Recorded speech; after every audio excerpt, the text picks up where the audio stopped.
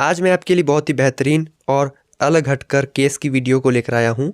काफ़ी सारे हमारे ऐसे प्रैक्टिशनर भाई हैं, पशुपालक भाई हैं, जो कि कमेंट कर रहे थे कि सर जो डैगनाला पशु में बीमारी है वो काफ़ी ज़्यादा आजकल फैल रही है और उसको आप कवर करें, उस पर प्रॉपर वे में एक वीडियो बनाकर दिखाएं।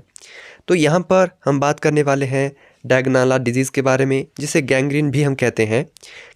कैसे ये होती है, कैसे ये फैलती है, किस वजह से होती है और अगर हो गई तो उसमें आपको किस बातों का ध्यान रखने की ज़रूरत है, कौन सी ट्रीटमेंट करनी है, तो पूरी जानकारी इस वीडियो में मैं आपको देने वाला हूँ।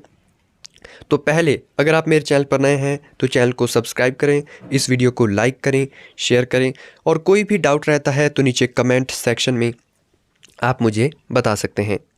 तो ये जो पशु में डैगनाला डिजीज़ होती है, ये हमारी भैंसों में भी होती है, गायों में होती है, बैलों में होती है, भेड़ और बकरियों में भी होती है। यानी कि लार्ज और स्मॉल दोनों तरह के एनिमल में ये बीमारी होती है। ये एक फफूंद की बीमारी होती है, ये एक फंगल डिजीज़ होती है। अगर टाइम बेस पे इसका ट्रीटमेंट नहीं किया जाए तो आपका जो पशु है उसकी जान जाने का खतरा भी बन जाता है। ठीक है, तो इसके जो सिम्टम्स हैं, जो पशु में आपको लक्षण देखने को मिलेंगे, सबसे पहले वो मैं आपके साथ यहाँ पर एक एक करके शेयर करने वाला हूँ। तो इसमें क्या होगा कि पशु के जो पैर होते हैं, खुर होते हैं, उनके ऊपर स्वेलिंग आ जाती है, इन्फ्लामेशन आ जाती है, सूज जाते हैं वो, उन पर घाव हो जाता है, लाइक जख्म हो जाता है और जो एनिमल होता है वो लंगड़ा कर चलता है। ठीक है, पशु की स्किन के ऊपर जितने भी बाल होते हैं वो सारे के सारे झड़ जाते हैं। पशु की जो पूंछ होती है वो सूख जाती है। पशुओं के जो आँख होती है, कानों की जो स्किन होती है, उसके बाल झड़ने लग जाते हैं और स्किन जो है वो सूखने लग जाती है। और उसके बाद क्या होता है कि जो स्किन होती है वो गल जाती है। ठीक है, गलना शुरू हो जाएगी। धीरे धीरे उसमें आपको लगेगा कि ये जो स्किन है पशुओं की ये सड़ रही है। ठीक है, ये जितने भी सिम्टम्स मैं आपके साथ शेयर कर रहा हूँ, ये सारे के सारे सिम्टम्स पशु में डैगनाला डिजीज़ में आते हैं।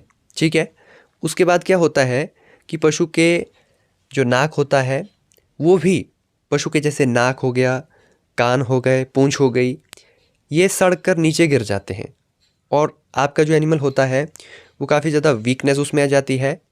और ये जो सिम्टम्स हैं ये धीरे धीरे बढ़ते जाते हैं और एट लास्ट आपका जो एनिमल है वो डेथ कर जाता है।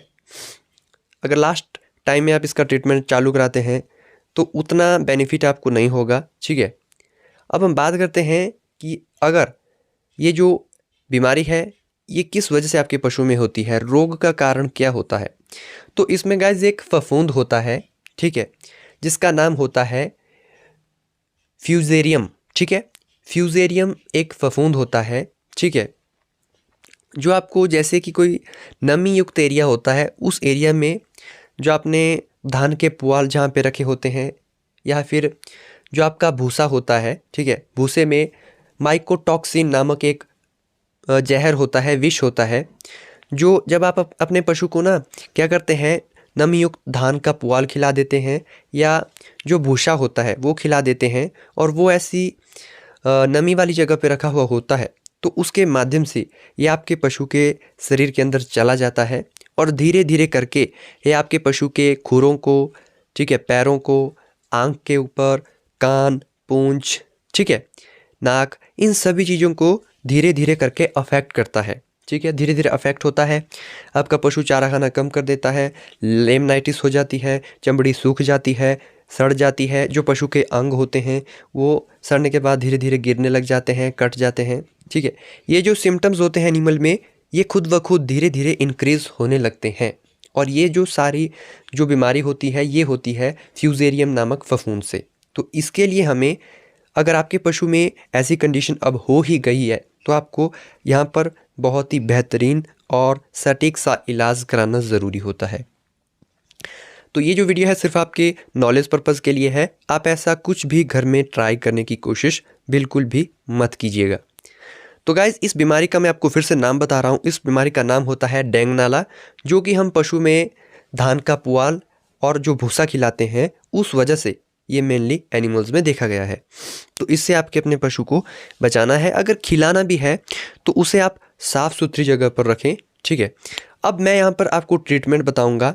तो दोस्तों जो इसका ट्रीटमेंट रहेगा वो लक्षणों के हिसाब से रहेगा, ठीक है।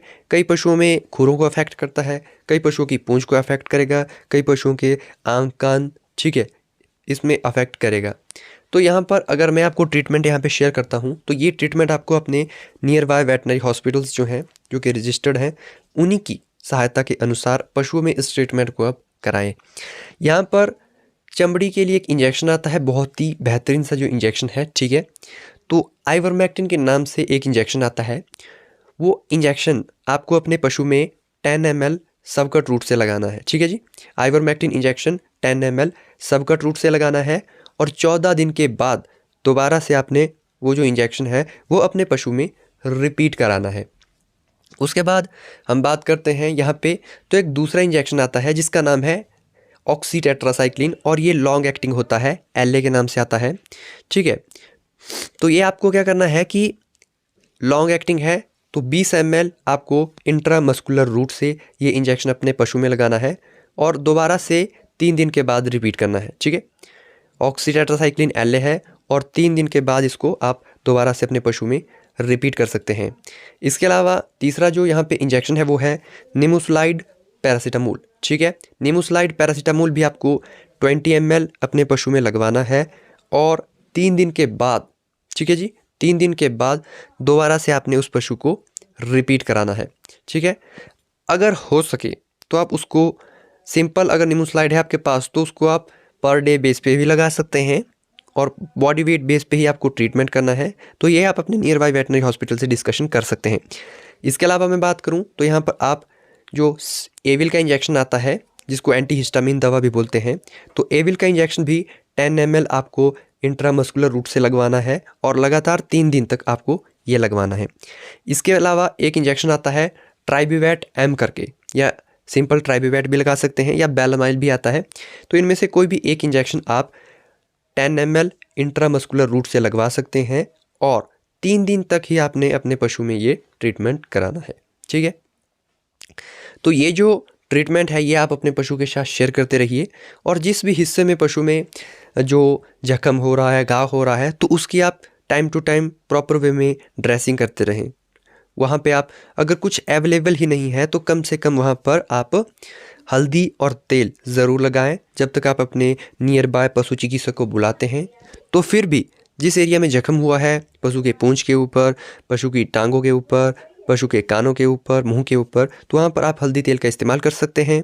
अगर घर में आपके पास पोटेशियम परमैंगनेट है जिसे हम लाल दवा भी कहते हैं, तो वहाँ उसका इस्तेमाल करके आप अपने पशु के जो जख्म होते हैं उनको भी साफ़ ज़रूर करवाएं, ठीक है। तो ये जो ट्रीटमेंट है ये आपको नियर बाय वेटनरी हॉस्पिटल्स के रजिस्टर्ड पशु चिकित्सक से ही करवानी है। और ये डेंगू नाला जो बीमारी है बहुत ही खतरनाक है, भयानक है, और पशु में जो डेथ होती है वो डेथ हो जाती है अगर टाइम बेस पे इसका ट्रीटमेंट नहीं होता है। अगर आपको वीडियो पसंद आई हो तो इस वीडियो को लाइक, शेयर और सब्सक्राइब ज़रूर करें।